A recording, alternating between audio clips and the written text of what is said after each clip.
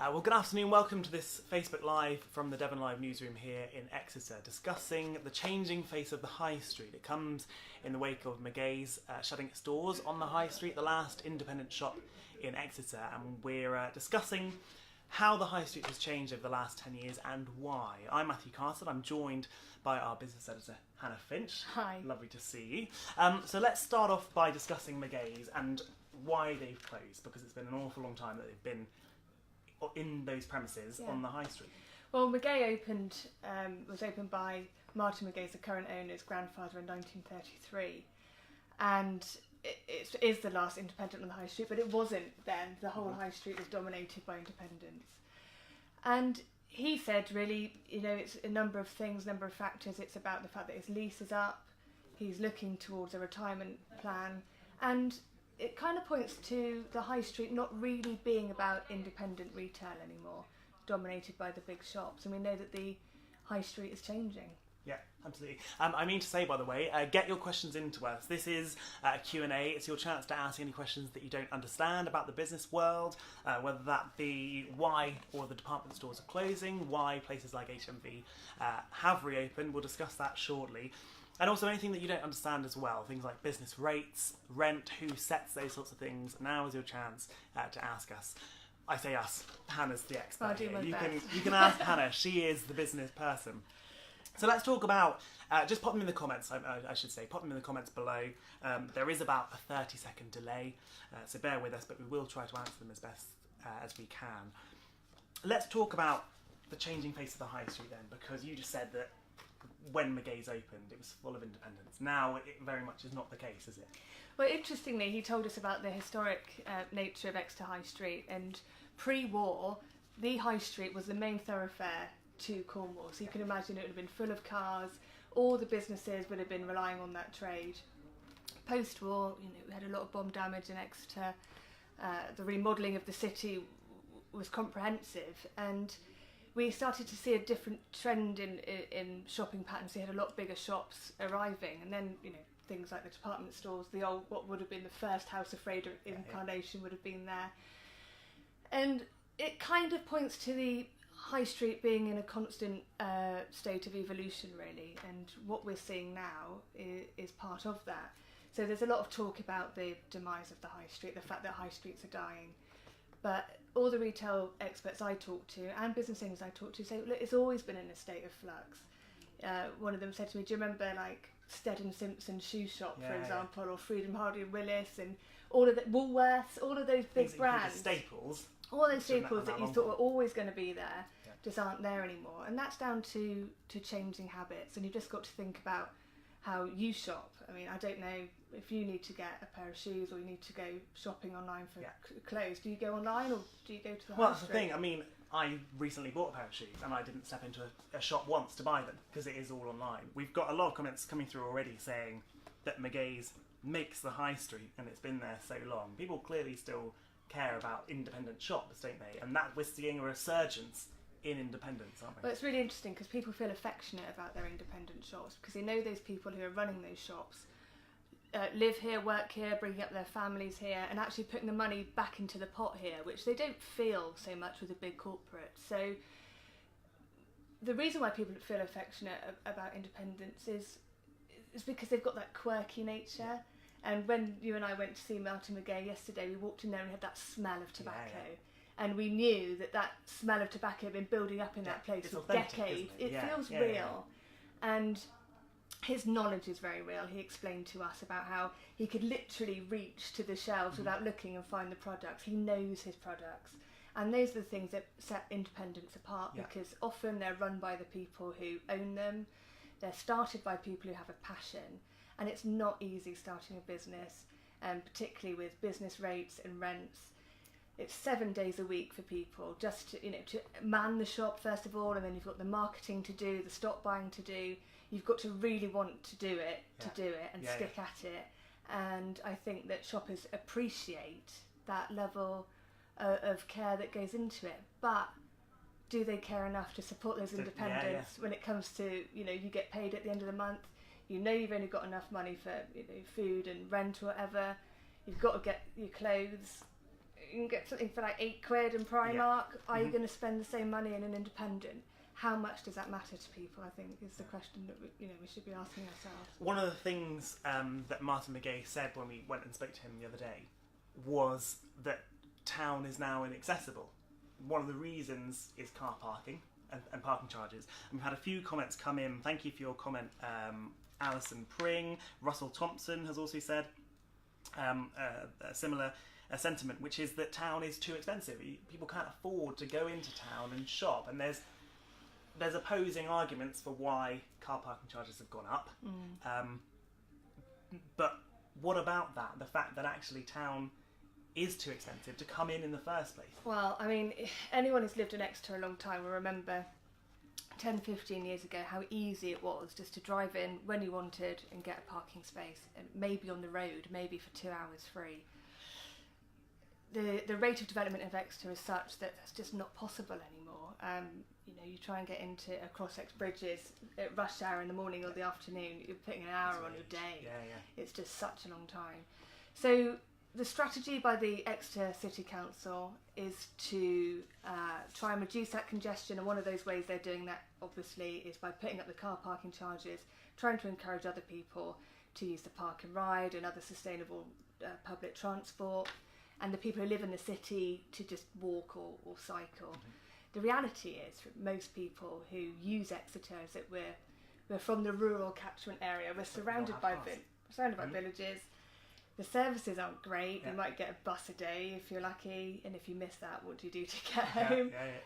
So we have to use our cars, and it's really difficult to justify to those people putting up car parking charges by 30%. Obviously, they're going towards a target of having a reduction of cars in the city, and that's a great target to have, particularly with the environmental concerns. But a lot of people would say, well, what about making the city, building the city as it is now and reacting to how it is now? So it's all very well having those aspirations, but the reality is people have to go to work today, tomorrow, use those shops, this week, next month, whatever.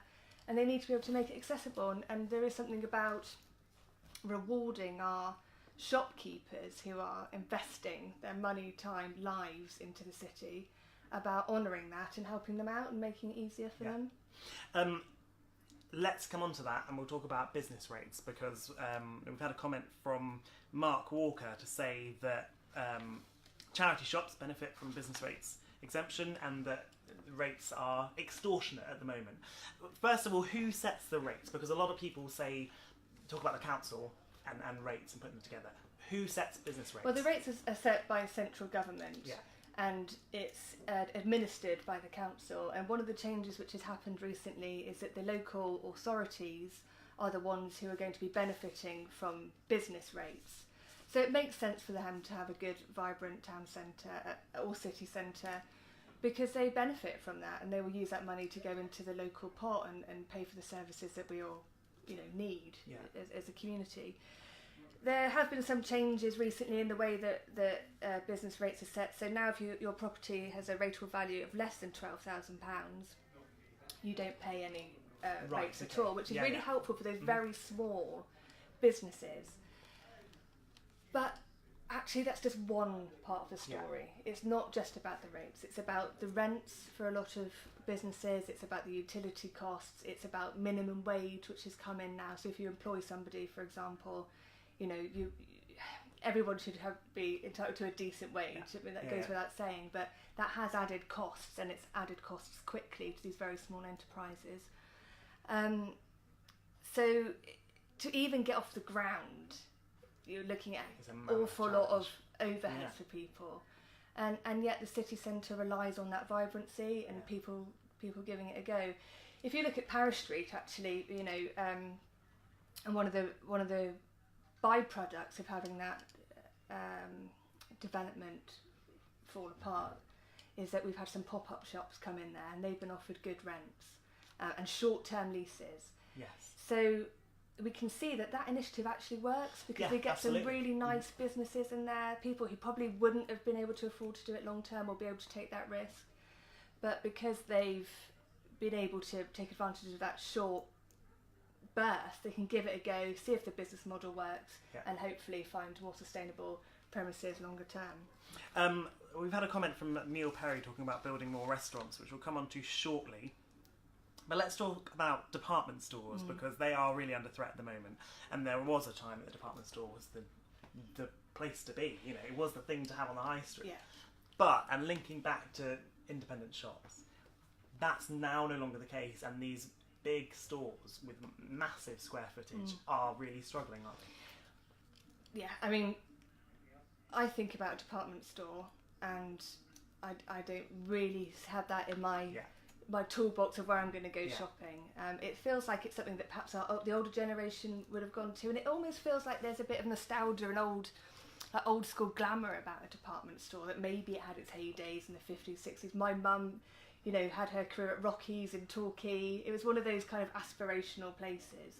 These days people aren't after that. They're after agility, and they're after good value. And big shops like that can't turn around stock in the same way, so they're not so attractive. But what they do, these big department stores, is that they really are footfall drivers in the high street. So, you know, it's like a destination shop. Yeah. You've got a cafe, you've got the perfume counter, you've got everything you want there.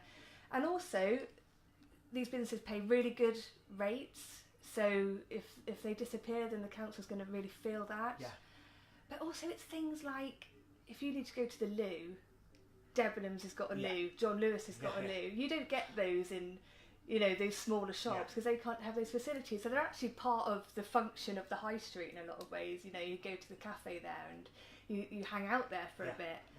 So they really are important staples for the high street. I'm just going to come on to a comment by Jim Cookson, who said that is it not just supply and demand? And if you look at the pattern, you know, before the rise of department stores, you had small independent shops, then came department stores, chains, and they sort of took over. Yeah. And now we're seeing a return to independent shops. So you think it is cyclical like that? Yeah, and it totally is about supply and demand. It's about responding to what the customer wants. And a lot of the retail experts I've been talking about are saying the more agile a business is, the easier it is to turn around stock, to meet the current trends, to be ahead of the game, you know, be around when your customer is around. They're the ones that are going to survive. So what you're seeing, for example, is, I mean, Debenhams is really struggling. They haven't got their offer right for a long time. John Lewis, we know, we had that as a bastion of the high street, but actually we're knowing that they're struggling, and then re-evaluating their portfolio and what they offer. But what John Lewis do really well is online. So if you have a good online offer and a good store offer, you're kind of getting everybody, and you can, you know, have that click and collect thing, which is bringing people into town to collect their parcels and things. But the difficulty for the department stores is that they've almost become too neutral, too bland, try to do everything for everybody and not really offering, and not specialise in anything, not really offering anything that anyone yeah. actually wants. Yeah. There's a comment here from Stu though that says department stores can have a thriving future by being a launch pad for new brands. Do we see that in department stores? Well, you can see that there's plenty of concessions. So what they can do is break up their floor space and offer areas to different brands to try, and they don't then have the same overheads as starting up with a bricks and mortar shop themselves. So that's right. But one of the things that Debenhams, for example, has been criticised is that the brands it's had in store, you know, we've got like Principles and John Rocher and all of that, have become a bit tired. So they haven't kept up with the game. Yeah. But, you know, some of the newer, trendier lines are in, but you wonder if the younger shoppers who are used to being on like ASOS or any of these like online retailers are going to end up going back to the high street to pick up their clothes when it's so easy to have them delivered. They try them on at leisure, send them back for free. Yeah. You know, it's just about convenience. We've had a comment from Lee Sadler. Thank you for all your comments, by the way. Please keep them coming in.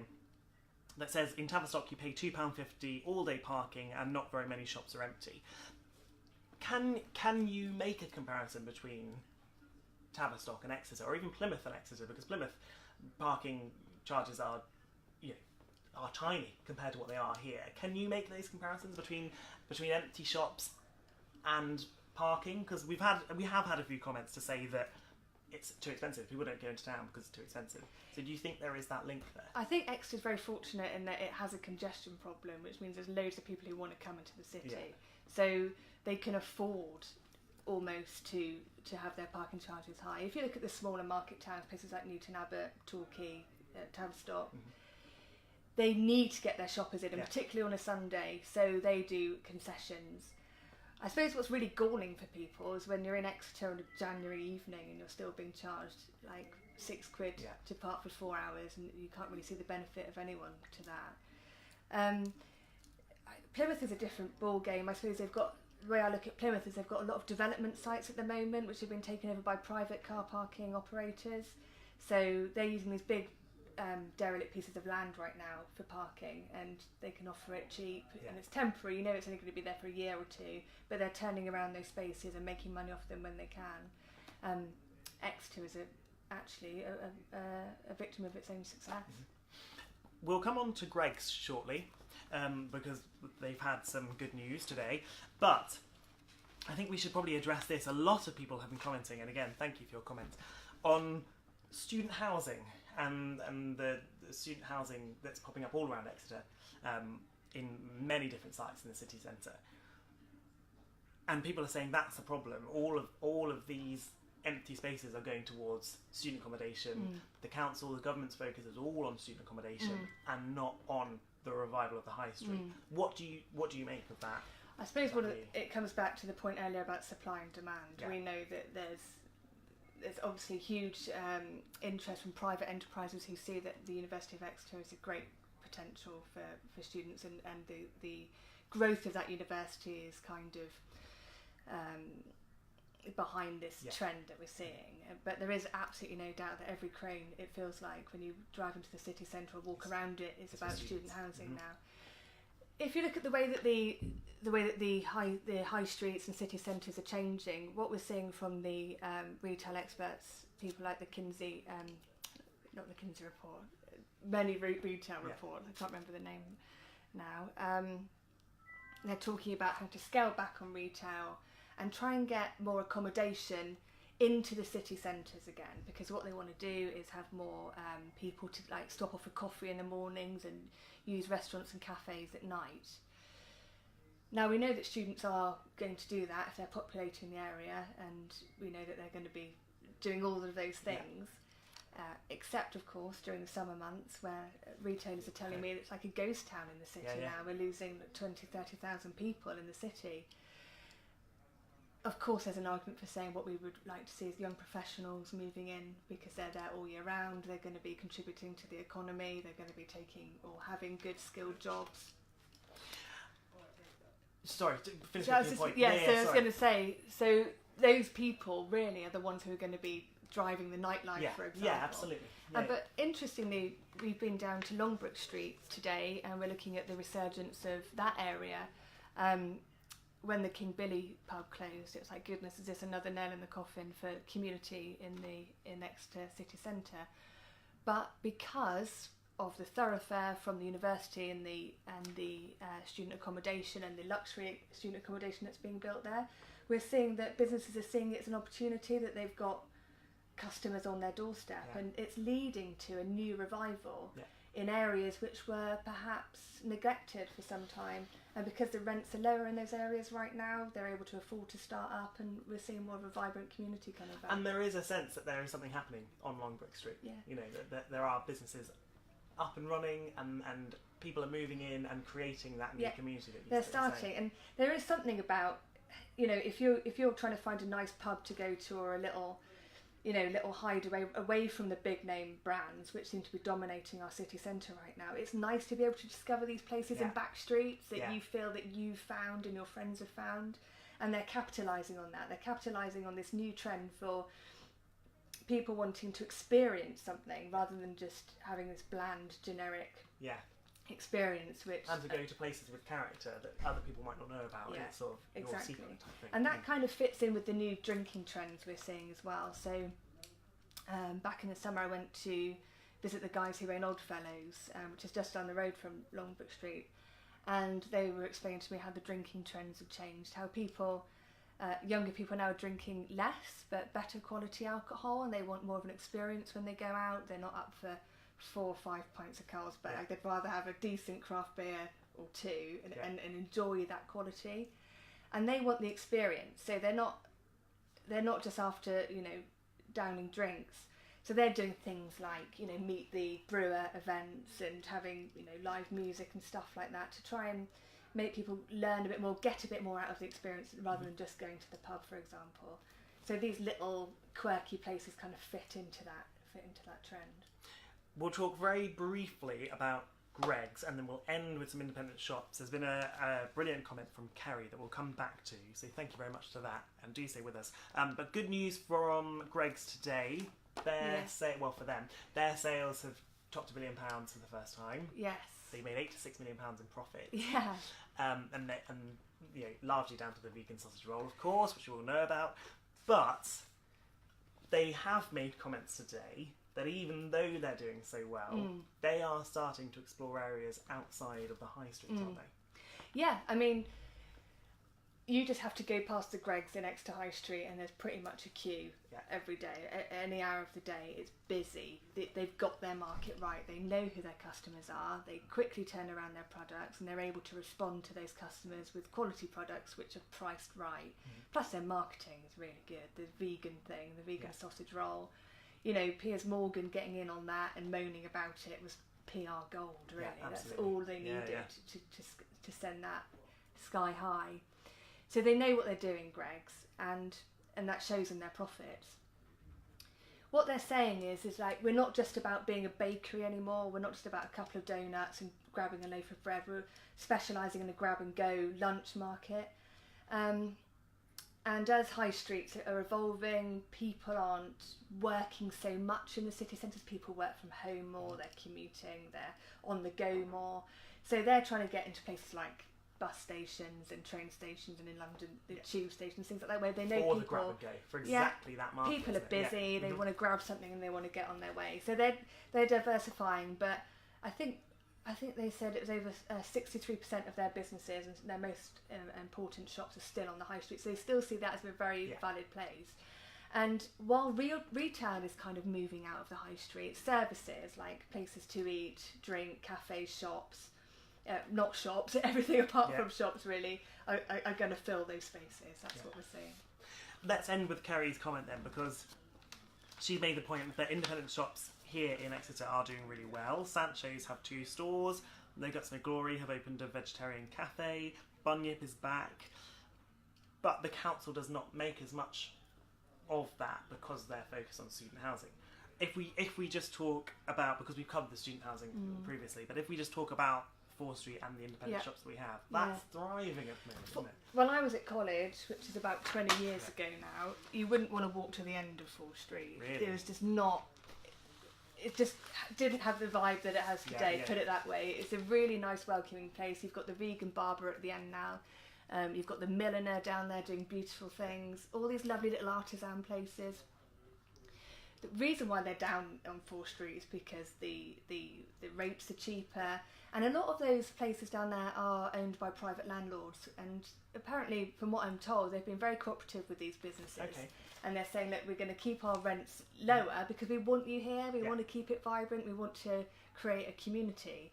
And if you facilitate that, you can see that it works, and that's why you've got this lovely cluster now of businesses. It's true that the city council isn't going to make the same amount of money off them because they can't collect the same level of rates from them, but anybody who wants to have a vibrant city centre, and that includes Exeter City Council, knows that the value of a city centre is on its independent offer. You have to have that mix. No one's going to come into town just to go to H&M or Zara and get that's what they can get online. They're coming in for an experience. They want something unique. They want something that they can't find anywhere else. And that comes down to your independence. So they're really vital for the future of our city centre. And we shall leave it there. Thank you very much for all of your comments this afternoon. There's plenty more on these issues on our website. We've done quite a few articles about different independent shops. We've got McGahey's. We also did Greggs versus Patisserie Valerie and their fortunes. And there's a few more things coming out in the next few days as well. But from us for now, thank you very much for watching. Thank you.